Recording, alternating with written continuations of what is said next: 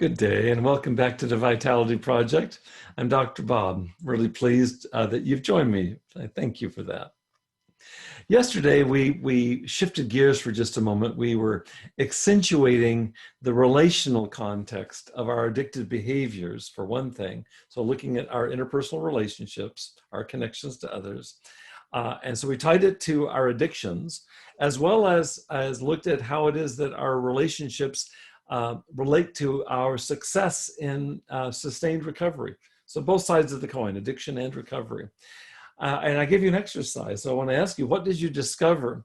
The exercise was looking at these relationships, both in terms of relationships that may actually trigger addictive behaviors or reactions inside of you, as well as relationships that may actually provide a helpful buffer, almost like they protect you against addictive behaviors and self-medication. I'd like to dive a lot deeper into this whole topic of our relationships as they affect both addiction and recovery. And I promise you that I'll be doing that as soon as possible. But for today and moving forward, what I want to do is move back to our just previous exercise that we did before yesterday's post.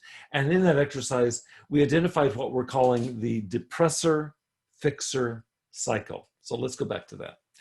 What I'd like you to do today is to repeat that very same exercise, but I'm going to add a question for you right at the very tail end that's going to give it a different twist. So I'm going to ask you to start by writing down another recent experience that triggered your red alert brain. That is, it moved you out of resting brain. I want you to next write down 2 or 3 depressor thoughts that followed on that triggering event. So let's say that for whatever reason you felt insulted in a conversation. A depressor thought that might, and you moved into red alert brain. A depressor thought might be something like this: I'm not as smart as my friends. And then after you've identified those depressor thoughts, I would like now for you to describe how this distress shows up in your body, in your thoughts, and in your emotions. So for example, in your thoughts, it might actually create kind of a deer in the headlights freeze response where your thoughts feel kind of frozen. Or you might experience sweat all over your body of embarrassment or humiliation.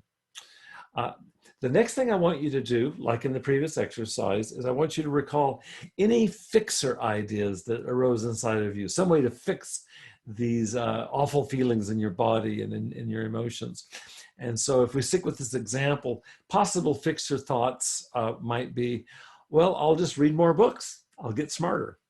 Or maybe it's, I give up. I'm just going to get high. Those would be fixer ideas. And then what follows on fixer ideas are fixer activities.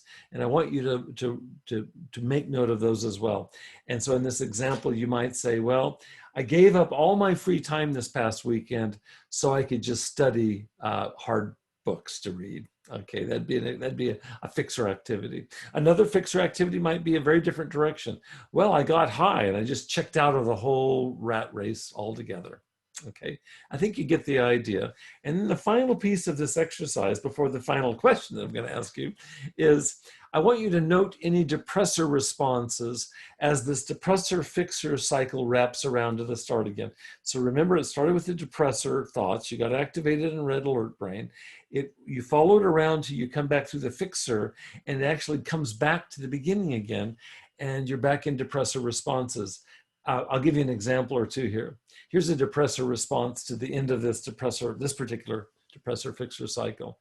I am utterly burnt out with no downtime. Remember, this is the person that studied all weekend. I'm completely burnt out. Another depressor response. No wonder I'm so stupid. I can't remember anything when I smoke weed. And then we're back into that cycle again. And around and around we go, right?